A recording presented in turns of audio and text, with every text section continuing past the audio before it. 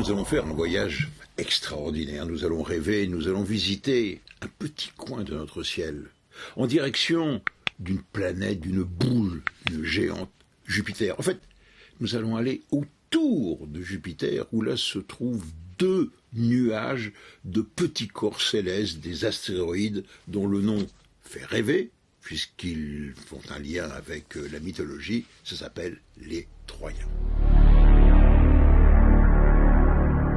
Revenons en arrière. Notre système solaire, vous le connaissez, il y a le Soleil et tout autour, il y a un cortège de 8 planètes. 4 de ces planètes, les planètes dites intérieures, sont des planètes telluriques, c'est-à-dire solides, du rocher, dans la Terre, bien évidemment. Et à l'extérieur, bien plus loin, d'énormes boules de gaz, des géantes gazeuses, Jupiter, magnifique Saturne avec son anneau, et puis Uranus et Neptune. Jusqu'aux années 70, Jupiter et Saturne, ces deux points brillants dans le ciel que l'on voit très bien, notamment Jupiter, on connaissait peu de choses. C'est-à-dire qu'il était très difficile d'envisager d'envoyer des sondes, car la technologie n'y était pas. Elle risquait d'être soit détruite par des collisions avec des astéroïdes, des ceintures d'astéroïdes, ou voire leur électronique, qui n'était pas celle d'aujourd'hui, réduite au silence par l'intensité du rayonnement. Et donc, c'est une salve d'engins qui a été lancée entre les années 70 et 90. La première salve, Pionnier 10 et Pionnier 11, avec les survols de Jupiter et Saturne. Et les premiers clichés ont laissé sans voix les astronomes. L'un des plus grands moments de l'histoire humaine, a dit André Braic, qui a participé à l'analyse de ces images. Un véritable festival, une magie. Ils ont été de surprise en surprise. Surprise avec les gros plans de l'énorme tache rouge sur Jupiter. Surprise également par les vibrations des anneaux de Saturne. Deuxième rafale d'engins avec Voyageur 1 et 2 qui, outre le survol de Jupiter et de Saturne, ont survolé pour la première fois Uranus et Neptune. Et enfin, troisième salve dans les années 90, avec la mise en orbite de sondes autour des deux monstres Jupiter et Saturne. Ce sont les missions Galileo et Cassini. Et cette fois-ci, avec la mission de la sonde Lucie, lancée le 16 octobre dernier par la fusée Atlas V, ce n'est plus Jupiter qui est la cible, mais deux nuages d'astéroïdes qui accompagnent la géante dans sa course autour du Soleil.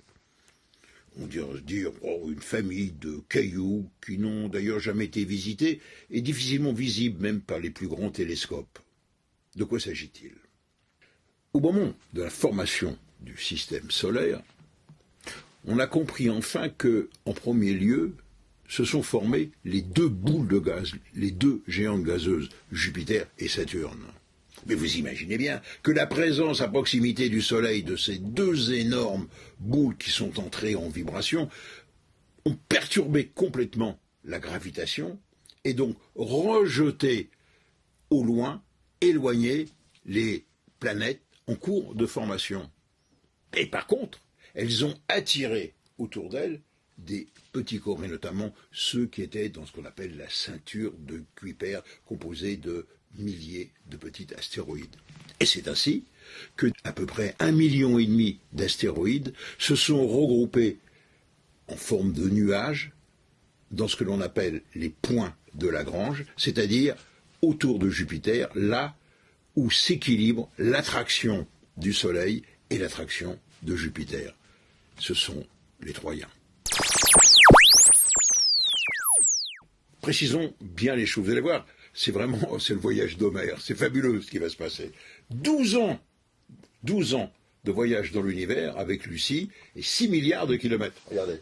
Voilà, vous avez le Soleil, vous avez l'orbite de la Terre et l'orbite de Jupiter. Et vous voyez bien qu'au point de Lagrange, là et là, eh bien il y a deux nuages, un ici et un là, qui tournent avec Jupiter.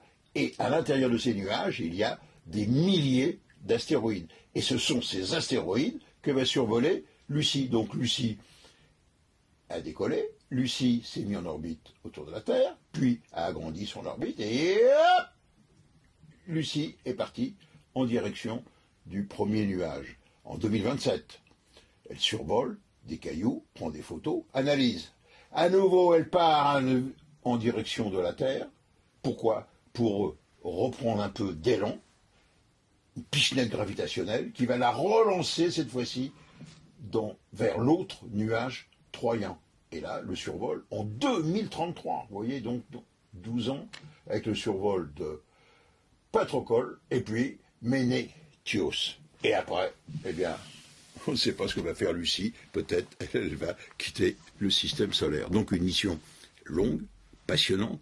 On va découvrir de nouveaux astéroïdes et surtout, ce qui est intéressant, c'est que ces astéroïdes sont en quelque sorte les gravats, les matériaux originels de la formation du système solaire il y a 4,6 milliards d'années, et des matériaux qui en quelque sorte sont restés dans l'obscurité et dans le grand froid, c'est-à-dire au frigo.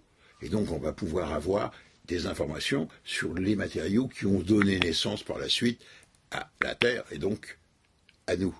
Donc vous voyez, c'est une belle page de l'histoire de l'astronomie qui est en train de s'écrire.